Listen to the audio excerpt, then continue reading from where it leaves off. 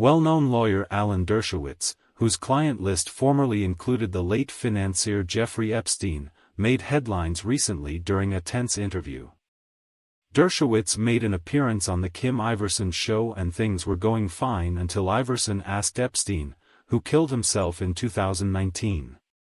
Iversen began the interview by asking about the Manhattan grand jury case against former President Donald Trump over the alleged hush money payment he made to an adult film star Stormy Daniels in 2016, which was related to the alleged affair they had back in 2006. Things took a turn when Iversen asked Dershowitz about his association with Epstein. "Are you used to having people come on your show to talk about one subject and then sandbagging them on another subject without any warning?" Dershowitz asked as he was clearly upset. "This is the last time you'll have me on your show. I think I got what I needed out of you," Iversen replies. Dershowitz was also asked about Epstein killing himself. "No, of course not. Wait, he didn't kill himself without the help of some people. He killed himself with the help of, guards."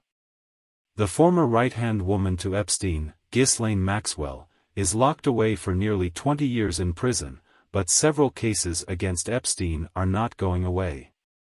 Some have speculated that with recent lawsuits and court cases against Epstein and those who had connections to him, Maxwell could provide more information to help herself in the long run. "Bill Clinton should be sweating bullets," reporter Carrie Donovan said. It has long been suspected by court watchers that a notorious list of clientele for Epstein, allegedly including Clinton, would eventually emerge.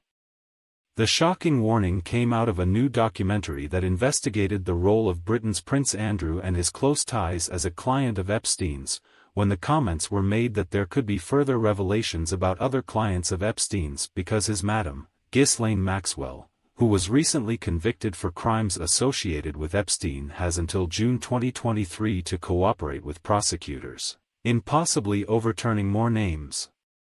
"She is really the person who holds all the secrets," she added. This isn't the end of the story.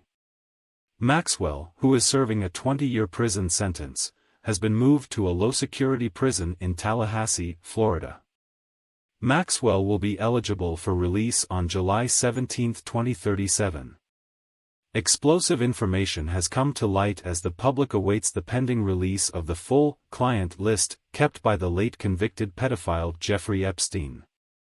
The U.S. Virgin Islands government has unsealed portions of the federal lawsuit that had previously been redacted, some of which shows former J.P. Morgan executive, and later Barclays CEO, Jes Staley's relationship with Epstein.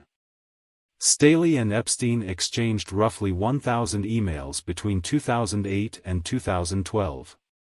Newly unsealed information reveals an odd exchange between Staley and Epstein, where they make references to Disney characters, according to Fox News.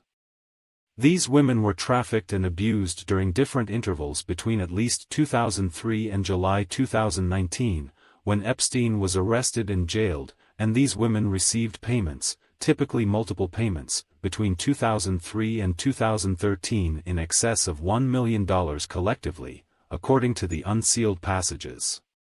Attorneys for J.P. Morgan responded in court to the U.S. Virgin Islands, alleging the territory did nothing to stop Epstein's sex trafficking operation and is deflecting blame by suing the bank for facilitating the now-dead financier's scheme.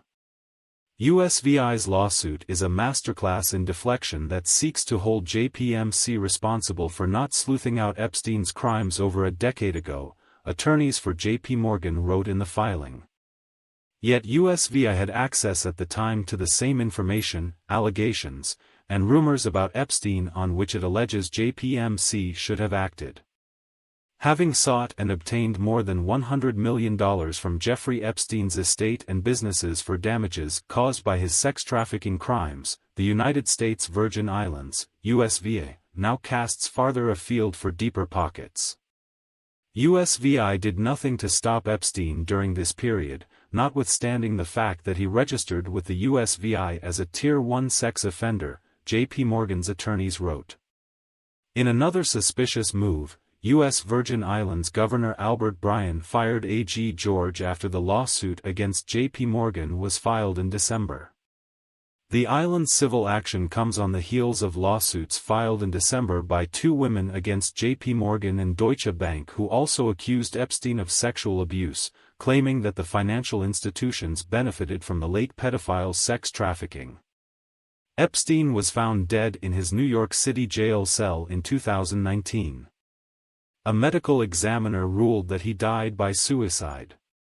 Previous reports noted that former President Bill Clinton hung out with Epstein far more than previously known. Epstein allegedly visited Clinton frequently at the White House. Unearthed visitor logs also show that Epstein visited the Clinton White House at least 17 times during Clinton's first term in office.